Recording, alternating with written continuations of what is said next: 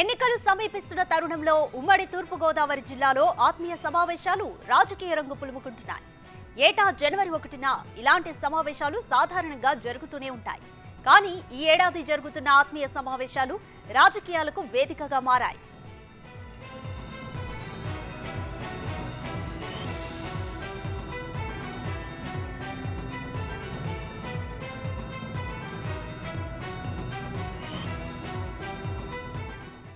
ముఖ్యంగా కాకినాడ జిల్లాలో ఈ వేడి ఎక్కువగా కనబడుతోంది. జగ్గంపేట నియోజకవర్గం కేంద్రంగా అన్ని పార్టీల నేతలు జనవరి 1వ తేదీని మరింత ఎక్కువగా వాడుకుంటున్నారు. ఒక పక్క కిల్లంపూడిలో ముద్రగడ, మరో పక్క జగ్గంపేటలో జ్యోతుల చంటిబాబు, తోట నరసింహం ఆత్మీయ సమావేశాల్లో బిజీగా గడుపుతున్నారు.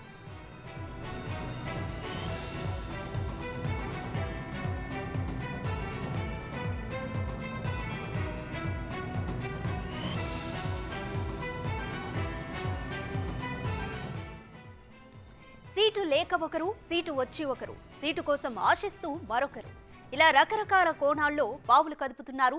ఆత్మీయ సమావేశం పేరుతో తమ బలాబలాలను అధిష్టానం దృష్టికి తీసుకెళ్లేందుకు ప్రయత్నాలు చేస్తున్నారు. అందులో భాగంగానే కొత్త సంవత్సరం మొదటి రోజు నేతల రాజకీయ దిక్సూచిగా మారిందని వార్తలు వినిపిస్తున్నాయి.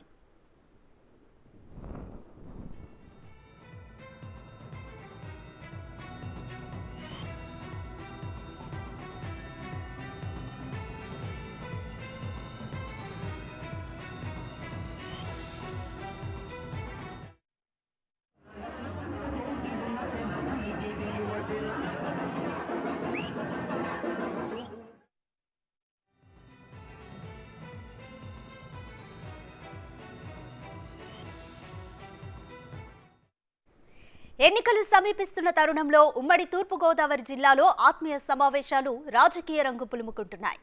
ఏటా జనవరి 1న ఇలాంటి సమావేశాలు సాధారణంగా జరుగుతూనే ఉంటాయి. కానీ ఈ ఏడాది జరుగుతున్న ఆత్మీయ సమావేశాలు రాజకీయాలకు వేదికగా మారాయి.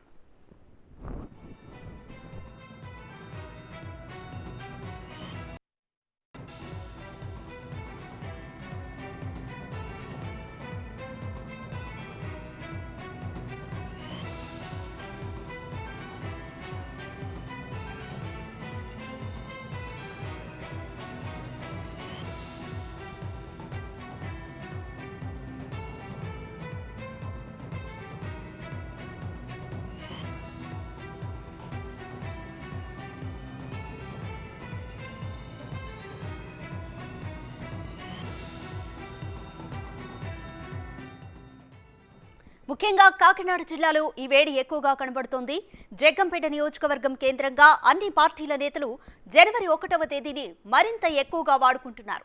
ఒక పక్క కిల్లంపూడిలో ముద్రగడ, మరో పక్క జగ్గంపేటలో జ్యోతుల చంటిబాబు, తోట నరసింహం ఆత్మీయ సమావేశాల్లో బిజీగా గడుపుతున్నారు.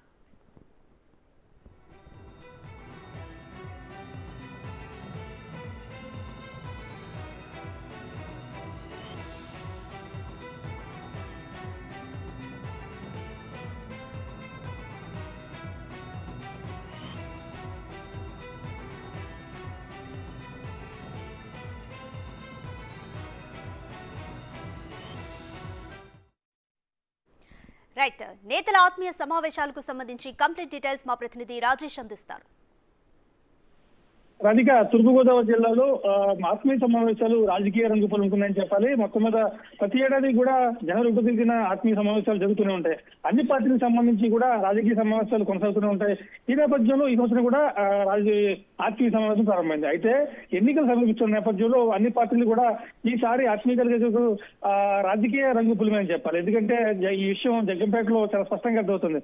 ఎందుకంటే రానున్న ఎన్నికల్లో జగ్గంపేట నుంచి జ్యోతుల చంటిబాబుకు సీటు ఇవ్వనని చెప్పి జగన్ నిర్మోహమాటంగా చెప్పడంతో అక్కడ తన బలగాన్ని పెంచుకునేందుకు సుమారుగా 25 నుంచి 35 వేల మందికి ఆయన ఆత్మీయ సమావేశం ఏర్పాటు చేశారు. అక్కడ వాళ్ళందరికీ లంచ్ ఏర్పాటు చేశారు. దాంతోపాటు తోట నరసింహం కూడా ఆల్రెడీ అతను జగ్గంపేట అభ్యర్థిగా డిక్లేర్ కావడంతో అతను కూడా జన సమీకరణ చేసుకునేందుకు కావచ్చు, లేకపోతే తన బలగాన్ని అధిష్టానం తీసుకెళ్లేందుకు కావచ్చు, ఆయన కూడా ఆత్మీయ సమావేశం ఏర్పాటు చేశారు. మరోవైపు గత 4 ఏళ్లుగా మౌనంగా ఉన్న ముద్రగడ పద్మనాభం కూడా ఈసారి ఇది ప్రత్యక్ష ఎన్నికల్లో వస్తారనేది రోమం అయితే నడుస్తుంది. వస్తారా లేదనే విషయం పక్కన పెడితే ఈసారి మాత్రం నూతన సంవత్సర వేడుకలకు ఆయన అందరికీ ఆహ్వానం పలికారు. ఇది కూడా ఖచ్చితంగా ఆయన రాజకీయాల్లోకి వస్తారనేది కొనసాగుతుంది. ఆయన మొత్తం చూసుకుంటే ఉమ్మడి తూర్పుగోదావరి జిల్లాలో గతంతో పోల్చుకుంటే ఈసారి ఆత్మీయ సమావేశాలు రాజకీయ సమావేశాలుగా మరేం చెప్పచ్చు. ముఖ్యంగా ముద్రగడ పద్మనాభం గత 4 ఏళ్లుగా కూడా ఆయన ఆత్మీయ సమావేశాలు ఏర్పాటు చేసిన లేదు. పండగలకు పబ్బాలకు కూడా నా ఇంటికి ఎవరు రావద్దు, లేదా జనవరి 1 కావచ్చు ఎవరు కూడా మా ఇంటికి రావద్దు, ఈ సంవత్సరం నేను సంక్రాంతి వేడుకలకు దూరంగా ఉన్నాను, లేదా నూతన సంవత్సర వేడుకలకు దూరంగా ఉన్నాను, లేదా దీపావళి పండుగకు నేను దూరంగా ఉన్నాను అని చెప్పుకుంటూ 4 ఏళ్ళు గడుపుకుంటూ వచ్చారు. అయితే ఈ రోజు మాత్రం నూతన సంవత్సర వేడుకలకు అందరికీ రావాల్సింది ఒక పిలుపునిచ్చారు, అందరికీ ఆహ్వానం పంపించారు. ఈ ఆహ్వానం కాస్త రాజకీయ ఆహ్వానంగా మారింది. ఎందుకంటే ఇటీవల కాలంలో వైఎస్ఆర్సీపీ జిల్లా ఇన్ఛార్జ్ మిథున్ రెడ్డి వచ్చి నేరుగా ముద్రగడ పద్మనాభాన్ని కలిశారు. అప్పట్లో కూడా ఒక టాపిక్ నడిచింది.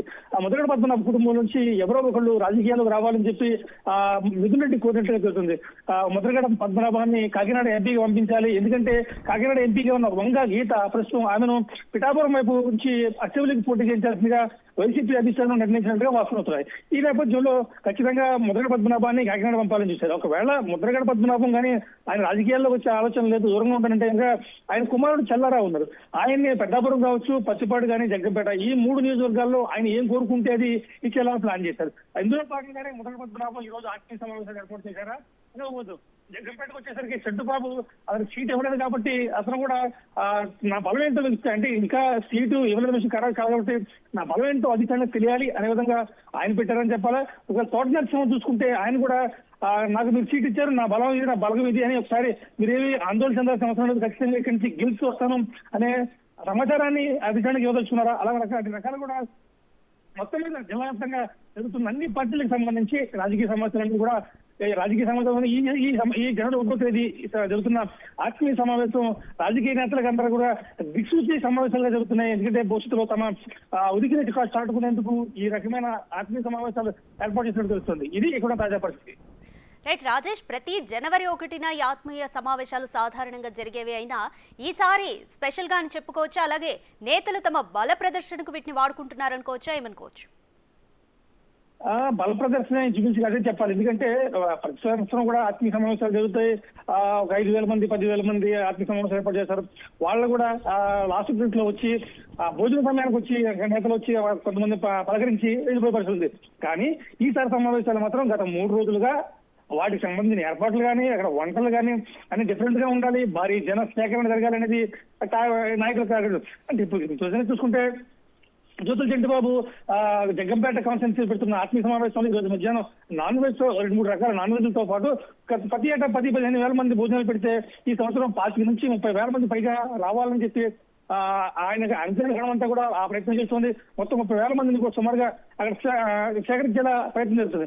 అలాగే తోట నరసింహం కూడా అంతే. ఎందుకంటే ఆల్రెడీ టికెట్ ఇచ్చారు, టికెట్ ఇచ్చినా కానీ ఇంకా అధికారికంగా బీఫామ్ ఇవ్వలేదు కాబట్టి ఇంకా ఇస్తారా లేదని ఒక పక్కన పెట్టుకుంటే తోట నరసింహం మాత్రం ఇదిగో నా బలం ఇది, నా బలగం ఇది, సో ఖచ్చితంగా అధికారానికి ఈ సీటు గెలిచి పట్టుకొచ్చి జగన్మోహన్ రెడ్డి చేతిలో పెడతారనేది ఆయన వాదన. అలాగే ముద్రగడ సంబంధించి ఆయన రాజకీయాల్లోకి వస్తాడా లేదనేది క్లారిటీ లేకపోవడంతో కాస్త ఆలోచన వచ్చింది. అయితే ఎన్నికలు సమీపిస్తున్న తరుణంలో ఈయన బయటకు రావడం, రోడ్డు మీదకి రావడం, వచ్చి ఆత్మీయ సమావేశం ఏర్పాటు చేయడం, ఇది కూడా అంటే ఈ రకంగా చూసుకుంటే ఈయన రాజకీయాల్లోకి వచ్చే అవకాశం ఉన్నట్టుగా స్పష్టంగా కనపడుతుంది. ఆయన కుమారుడు చల్లారావు కూడా మాట్లాడుతూ నాన్న ఏం చెప్తే చేరుస్తాను, ఖచ్చితంగా రాజకీయాల్లోకి ప్రస్తుతానికైతే ఏ ఆలోచన లేదు, వస్తే కనుక నాన్న అడుగుజాడల్లో నడుస్తాను అని చెప్పి ఆయన స్పష్టం చేసిన పరిస్థితుంది. ఖచ్చితంగా ఈ అభ్యర్థులు కావచ్చు మొత్తం ఉమ్మడి తూర్పుగోదావరి జిల్లాలో 19 నియోజకవర్గాలను కూడా జనవరి 1 రాజకీయ సమావేశంగా సరిపోయిందని చెప్పాలి. మామూలుగా అయితే ఆత్మీయ సమావేశాలు జరుగుతాయి, ఈసారి మాత్రం రాజకీయ సమావేశం చెప్పాలి. ఎన్నిటి కూడా భవిష్యత్తు రాజకీయాలకు జనవరి 1ని దిక్సూచిగా చేశారని చెప్పొచ్చు. Radhika, thank you Rajesh.